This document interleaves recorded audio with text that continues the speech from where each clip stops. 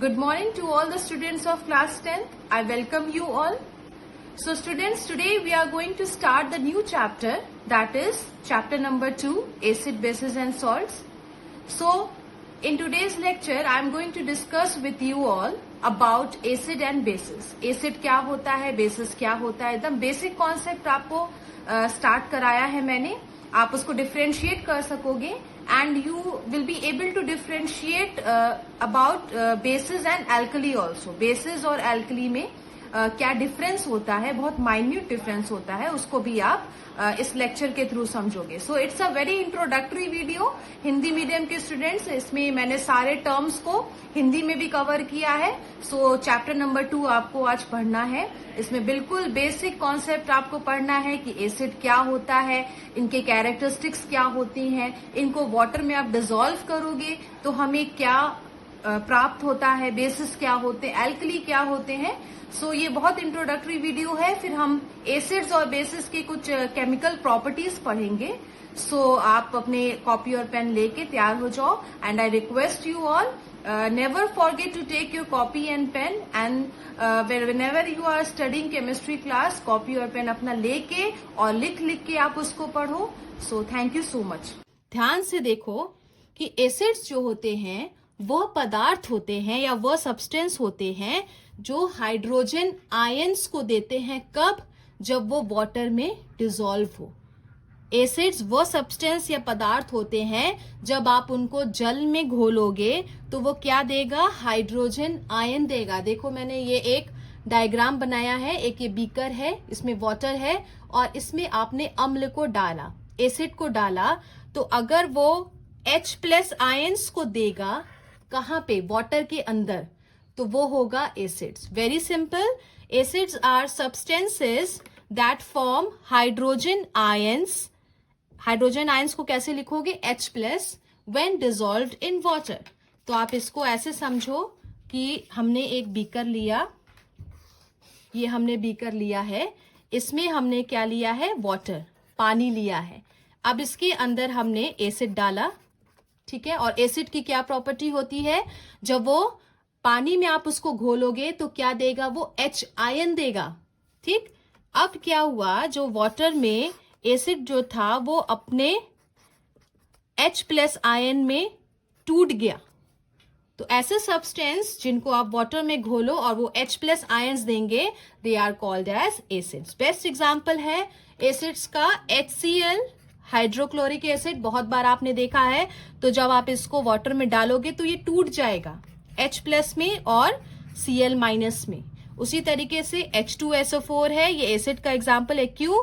क्योंकि अगर आप इसको पानी में घोलोगे तो आपको क्या मिलेगा? H+ आयंस मिलेगा. देखो ध्यान से, यहाँ पे 2H था, इसीलिए जब ये डिसोसिएट होगा, ये टूटेगा, उनका विघटन होगा जल में, तो ये 2 H+ आयंस देगा. तो डेफिनेशन क्लियर है आपको. Acids are substances that form hydrogen ions. Aqueous होना चाहिए, विलयन के फॉर्म में, यानी वो जलीय विलयन है, उसमें पानी मिक्स्ड है. When dissolved in water. Example है HCl. देखो आप, ये डिसोसिएट हो रहा है, टूट रहा है H+ आयन में और Cl- में. उसी तरह से सल्फ्यूरिक एसिड है और नाइट्रिक एसिड है. तो एसिड ऐसे पदार्थ होते हैं जो हाइड्रोजन आयंस उत्पन्न करते हैं जब उनको जल में उनको घोला जाए. बेसिस में आप थोड़ा सा क्लियर रखो कॉन्सेप्ट कि बेसिस को पढ़ने से पहले, बेसिस मतलब ध्यान से देखो आप लोग, बेसिस क्या होता है? बेसिस को आप बोलते हो क्षारक. बेसिस क्या होता है? क्षारक होता है. और एक छोटा सा डिफरेंस होता है क्षारक और क्षार में, यानी एल्कली में.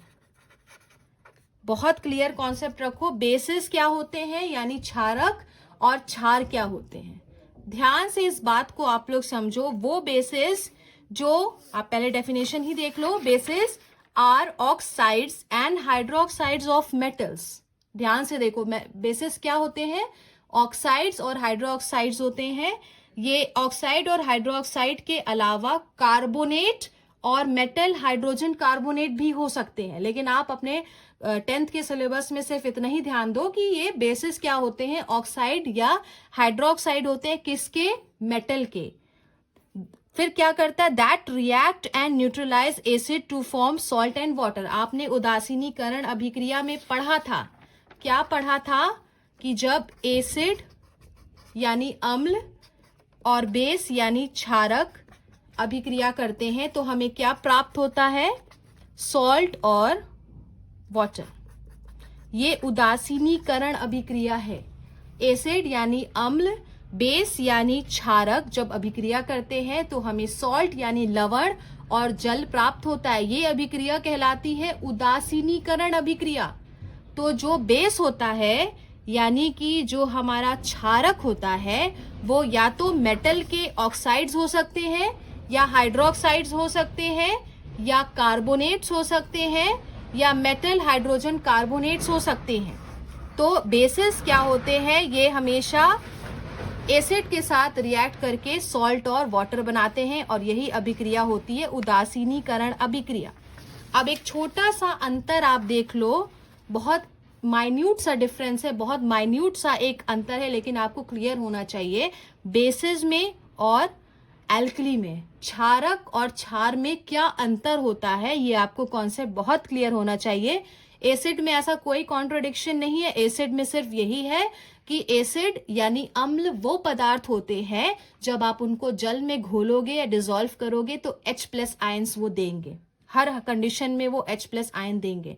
लेकिन यहाँ पे बेसिस और एल्कली में थोड़ा सा डिफरेंस है, आप इसको ध्यान से देखो। जो बेसिस या क्षारक होते हैं वो क्या क्या हो सकते हैं, वो या तो मेटल के हाइड्रोक्साइड्स हो सकते हैं, ध्यान से देखो, मेटल के हाइड्रोक्साइड्स हो सकते हैं, मेटल के ऑक्साइड्स हो सकते हैं, क्लियर, या मेटल के कार्बोनेट्स हो सकते हैं, मेटल के कार्बोनेट्स हो सकते हैं, या मेटल के हाइड्रोजन यानी बाइकार्बोनेट्स, मेटल हाइड्रोजन कार्बोनेट, इनको बाइकार्बोनेट्स भी बोलते हैं, ये हो सकते हैं।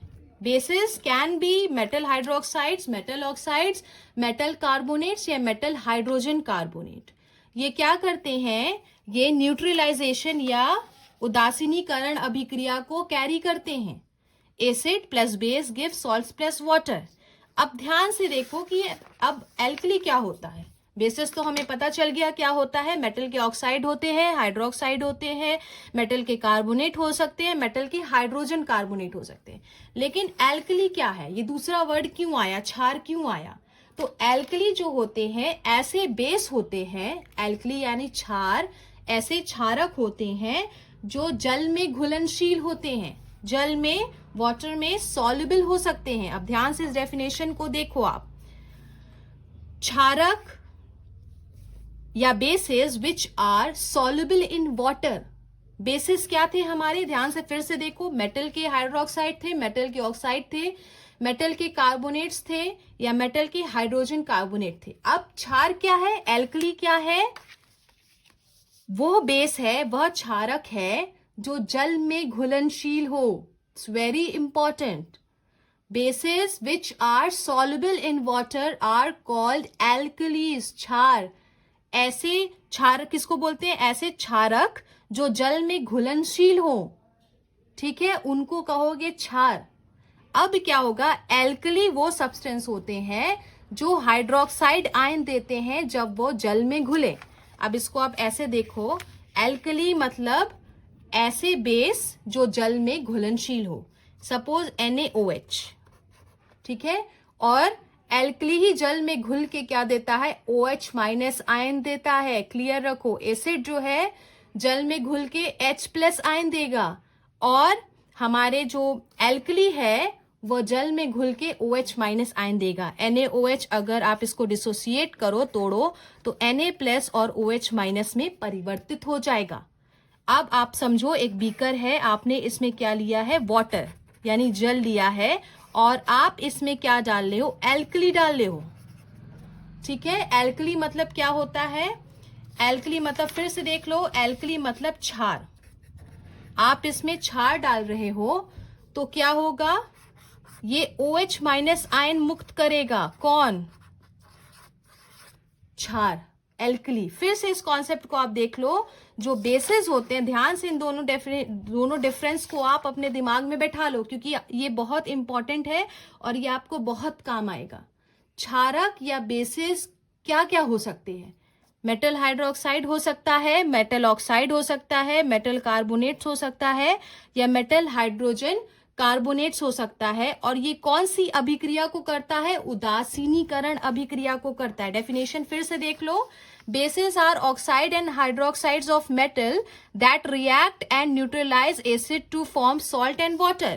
तो उदासीनीकरण अभिक्रिया को कौन करता है? बेस करता है। लेकिन एल्कली या क्षार क्या होता है? वो ऐसा क्षारक होता है या ऐसा बेस होता है जो जल में घुलनशील हो और जल में घुल के वो OH माइनस आयन को दे। यानी क्षार क्या हुआ? ऐसे बेस हो, वो ऐसा बेस हो which are soluble in water, it's very important, which are soluble in water। और soluble होगा वाटर में, जल में, तो क्या देगा? OH माइनस आयंस को देगा। लेकिन बेस या क्षारक क्या है? ये कौन सी रिएक्शन को देगा? Neutralisation reaction. न्यूट्रलाइजेशन मतलब उदासीनीकरण अभिक्रिया को देगा। उदासीनीकरण अभिक्रिया, जिसमें क्या हो रहा था? एसिड बेस के साथ यानी क्षारक के साथ रिएक्ट करके क्या दे रहा था? सॉल्ट और वाटर। सॉल्ट और वाटर, सॉल्ट मतलब लवण। इस कॉन्सेप्ट को फिर से मैं बता रही हूं, बहुत माइन्यूट सा डिफरेंस होता है बेस और एल्कली में, यानी क्षारक और क्षार में।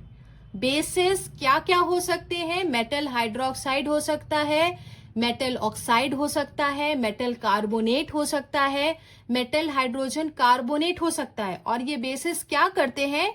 न्यूट्रलाइजेशन रिएक्शन को कैरी करते हैं, उदासीनीकरण कराते हैं, एसिड और बेस रिएक्ट करके सॉल्ट और वाटर बनाते हैं। लेकिन क्षार या और एल्कली क्या होते हैं? वो ऐसे बेसिस होते हैं जो जल में घुलनशील हो और जल में घुल के वाटर में डिसॉल्व होके वो OH माइनस आयंस को दें। इससे क्या प्रूफ होता है कि सारे बेसिस, इसका मतलब जो है वाटर में सॉल्युबल नहीं होंगे। तभी तो बोल रहा है कि which are soluble in water. Some bases can not be dissolve in water. हो सकता है, क्योंकि आप बेसिस में आपने ऑक्साइड भी पढ़ा है, हाइड्रोक्साइड भी देखा है, कार्बोनेट भी देखा है और मेटल हाइड्रोजन कार्बोनेट भी देखा है। तो हो सकता है कुछ ऐसे बेसिस होते हैं जो वाटर में या जल में घुलनशील नहीं होते हैं। तो एक बहुत इंपॉर्टेंट आप ये पॉइंट देख लो, all alkalis are bases. All alkalis are bases but not all bases are alkalis. सारे जो क्षार हैं वह क्षारक होते हैं, लेकिन सारे क्षारक क्षार नहीं होते। क्यों? All alkalis are bases, but not all bases are alkalis. Why? Because आपने पढ़ा है कि सारे बेसेस जो हैं, यानी मेटल के ऑक्साइड हो या हाइड्रोक्साइड हो या मेटल के कार्बोनेट हो या मेटल हाइड्रोजन कार्बोनेट हो, वो या तो सॉल्युबल हो सकता है वाटर में या सॉल्युबल नहीं हो सकता है। तो क्षारक किसको कहते हैं? या सॉरी, क्षार किसको कहते हैं? एल्कली को।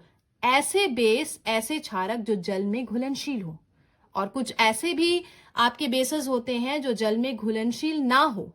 तो इसके एल्कली के एग्जाम्पल हैं सोडियम हाइड्रोक्साइड NaOH, डिसोसिएट होगा Na+ और OH- में कन्वर्ट होगा। कैल्शियम हाइड्रोक्साइड CaOH ट्वाइस, ये डिसोसिएट होगा जल में Ca2+ आयन में और 2OH- हाइड्रोक्सिल आयन में परिवर्तित होगा। तो इसको ध्यान से आप लोग पढ़ना, बेस और एल्कली में थोड़ा सा अंतर है। बेस यानी क्षारक और एल्कली यानी क्षार में बहुत थोड़ा सा अंतर है। इसको कॉन्सेप्ट क्लियर करना कि बेस जो है वो हमारे क्या क्या हो सकते हैं। ध्यान से देख लो, या तो वो हाइड्रोक्साइड हो सकते हैं मेटल के, या ऑक्साइड हो सकते हैं, या कार्बोनेट हो सकते हैं, या मेटल हाइड्रोजन कार्बोनेट हो सकते हैं। और बेसेस या क्षारक किस अभिक्रिया को कैरी फॉरवर्ड करते हैं? न्यूट्रलाइजेशन या उदासीनीकरण अभिक्रिया को। लेकिन क्षार या एल्कली ऐसे बेस होते हैं जो जल में घुलनशील हो और जो OH माइनस आयंस को दे। इसका बेस्ट एग्जाम्पल है NaOH, सोडियम हाइड्रोक्साइड। ये जल में अब घटित होगा तो Na प्लस और OH माइनस आयन में देगा। तो इसलिए ये कॉन्सेप्ट क्लियर रखो कि एसिड जो है वो सब्सटेंस होते हैं जो जल में आप उनको घोलोगे, when they are dissolved in water they will produce H plus ion, and alkalis are those substance which produces OH minus ion or hydroxyl ion when they are dissolved in water. Next video lecture में इसका मैं और आपको detail बताऊंगी, कुछ इसके theories हैं, कुछ एग्जाम्पल्स हैं, उसको हम करेंगे. So thank you students so much.